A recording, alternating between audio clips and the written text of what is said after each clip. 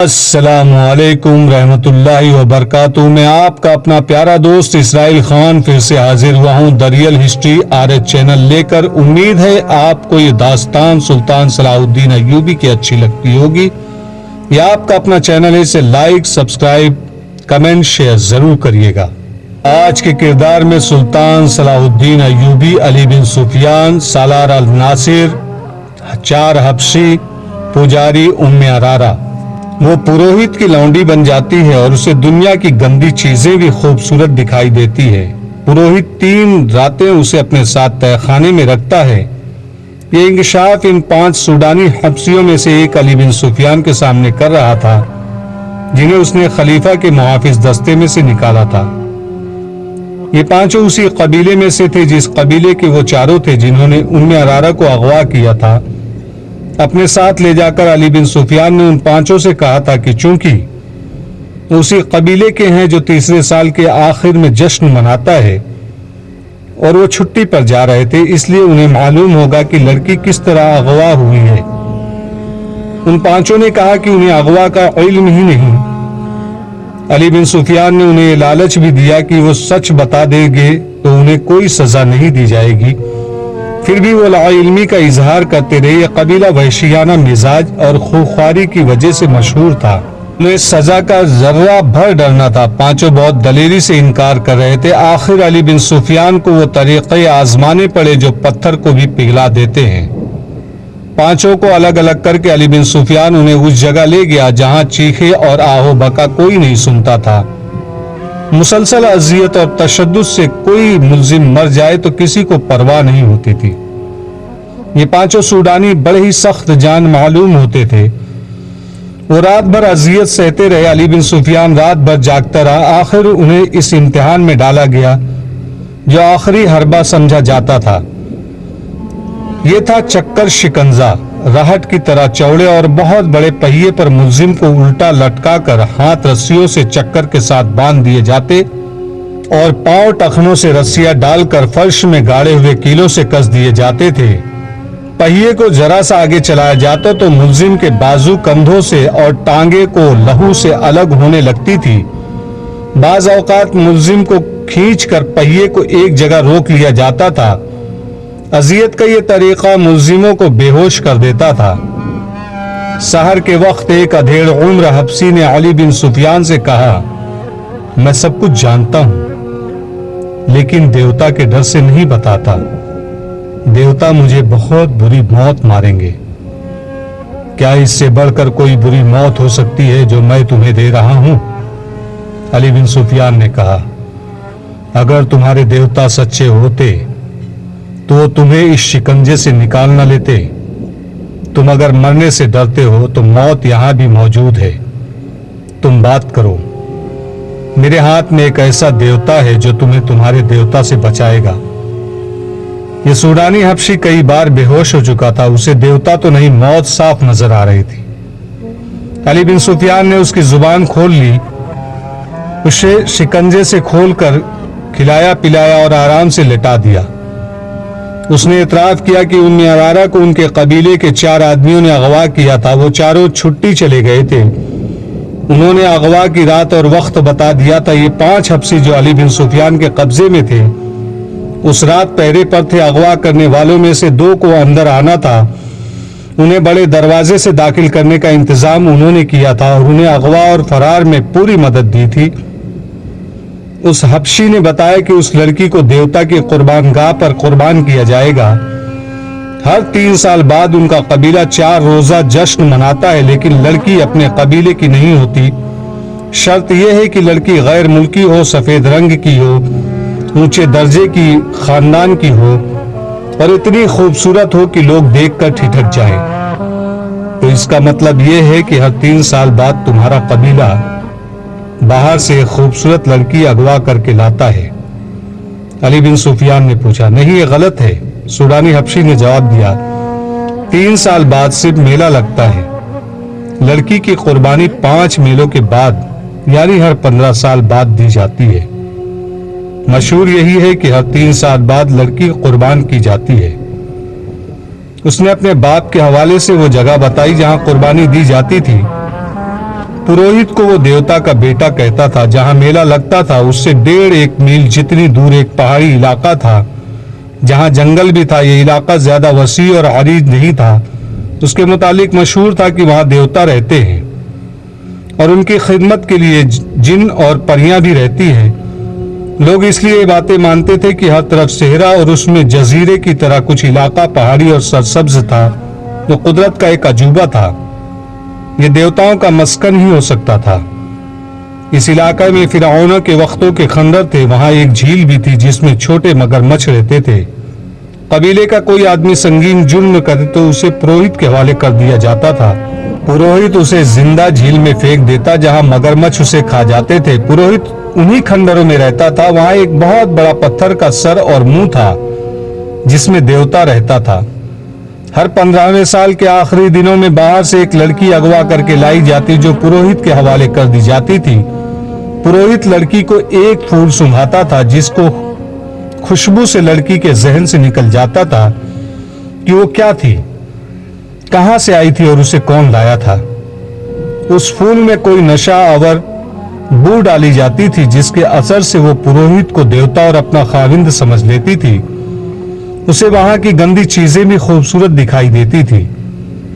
लड़की की कुर्बानी उन्हीं खंडरात में दी जाती थी। लड़की को पुरोहित तहखाने में अपने साथ रखता था।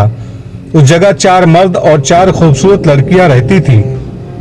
उनके सिवा और किसी को पहाड़ों के अंदर जाने की इजाजत नहीं थी। लड़की को जब कुर्बान गाह पर ले जाया जाता तो उसे एहसास ही नहीं होता था कि उसकी गर्दन काट दी जाएगी। वो फख्र और खुशी से मरती थी। उसका धड़ मगरमच्छों की झील में फेंक दिया जाता और बाल काट कर कबीले के हर घर में तकसीम कर दिए जाते थे। इन बालों को मुकद्दस समझा जाता था। लड़की का सर खुश्क होने के लिए रख दिया जाता था। जब गोश्त खत्म होकर सिर्फ खोपड़ी रह जाती तो उसे एक गार में रख दिया जाता था। लड़की किसी को दिखाई नहीं जाती थी। 15 साल पूरे हो रहे हैं, अब के लड़की की कुर्बानी दी जाएगी। उस हब्सी ने कहा, हमने 2 आदमी मिस्र की फौज में भर्ती हुए थे। हमें चूंकि निडर और वहशी समझा जाता है इसलिए हमें खलीफा के मुहाफिज दस्ते के लिए मुंतखब कर लिया गया। 2 महीने गुजरे, हमने उस लड़की को देखा। ऐसी खूबसूरत लड़की हमने कभी नहीं देखी थी। हम सब ने फैसला कर लिया कि इस लड़की को उठा ले जाएंगे और कुर्बानी के लिए पेश करेंगे। हमारे एक साथी ने जो कल मारा गया है अपने गांव जाकर कबीले के बुजुर्ग को बता दिया था कि इस बार कुर्बानी के लिए हम लड़की लाएंगे। हमने लड़की को अगवा कर लिया। यह किस्सा सलाउद्दीन अय्यूबी को सुनाया गया तो वो गहरी सोच में खो गया। अली बिन सुफियान उसके हुक्म का मुंतजिर था। सुल्तान अय्यूबी ने नक्शा देखा और कहा, अगर जगह यह है तो यह हमारी आलमदारी से बाहर है। तुमने शहर के पुराने लोगों से जो मालूमात हासिल की है उनसे यह साबित होता है कि फिरौन तो सदियां गुजरे मर गए हैं, लेकिन फिरौनियत अभी बाकी है। बाहैसियत मुसलमान हम पर फर्ज आयद होता है कि हम अगर दूर न पहुंच सके तो करीबी पड़ोस से तो कुफ्र और शिर्क का खात्मा करें। आज तक मालूम नहीं कितने वालिदैन की मासूम बेटियां कुर्बान की जा चुकी हैं और इस मेले में कितनी बेटियां अगवा होकर फरोख्त हो जाती हैं। हमें देवताओं का तसव्वुर खत्म करना है।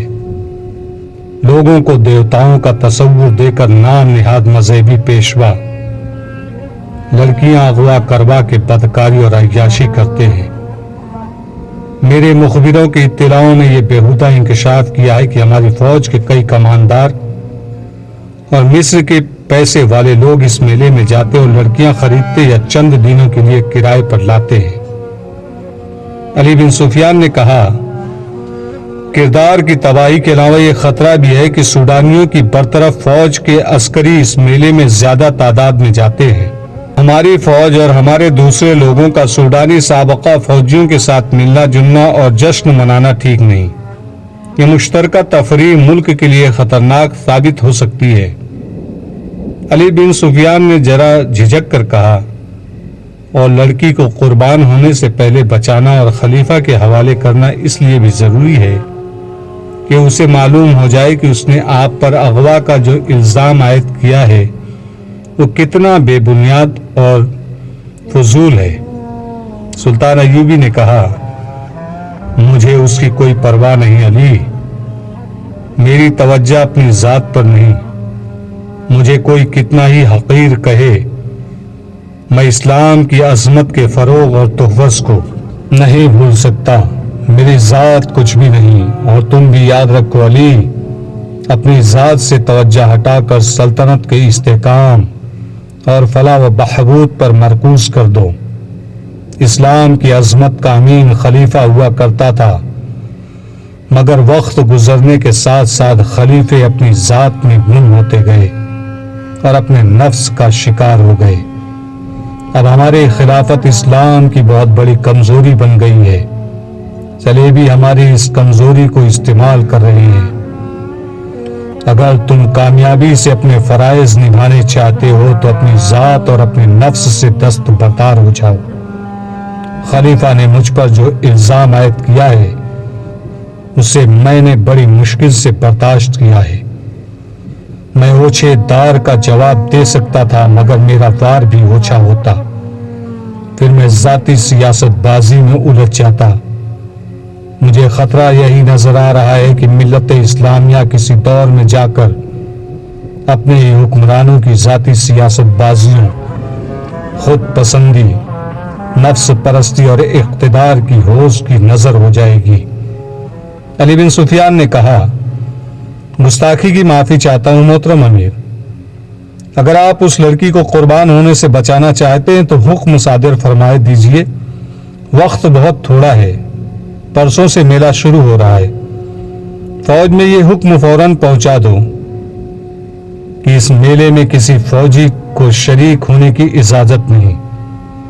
سلطان ایوبی نے نائب سالار کو بلا کر کہا، خلاف ورزی کرنے والے کو اس کے عہدے اور رتبے سے قطع نظر 50 کوڑے سر عام لگائے جائیں گے۔ اس حکم کے بعد اسکیم بننے لگی۔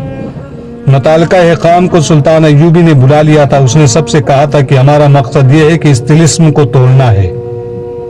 یہ جگہ فرعونیت کی آخری نشانی معلوم ہوتی ہے۔ پہلے فوج کشی زیر بحث آئی، جو اس وجہ سے خارج از بحث کر دی گئی کہ اسے اس قبیلے کے لوگ اپنے اوپر باقاعدہ حملہ سمجھیں گے۔ لڑائی ہوگی جس میں میلہ دیکھنے والے بے گناہ لوگ بھی مارے جائیں گے اور عورتوں اور بچوں کے مارے جانے کا خطرہ بھی ہے۔ یہ حل بھی پیش کیا گیا کہ اس سوڈانی حبشی کو رہنما کے طور پر ساتھ رکھا جائے اور اس جگہ چھاپا مار بھیجے جائے جہاں لڑکی کو قربان کیا جائے گا۔ سلطان ایوبی نے حبشی کو ساتھ لیے جانا پسند نہیں کیا کیونکہ دھوکے کا خطرہ تھا۔ اس وقت تک سلطان ایوبی کے حکم کے مطابق چھاپا ماروں اور شب خون مارنے والوں کا ایک دستہ تیار کیا جا چکا تھا۔ اسے مسلسل جنگی مشقوں سے تجربہ کار بنا دیا گیا تھا کہ وہ جانبازوں کا دستہ تھا جنہیں جذبے کے لحاظ سے اس قدر پختہ بنا دیا گیا تھا کہ وہ اس پر فخر محسوس کرنے لگے کہ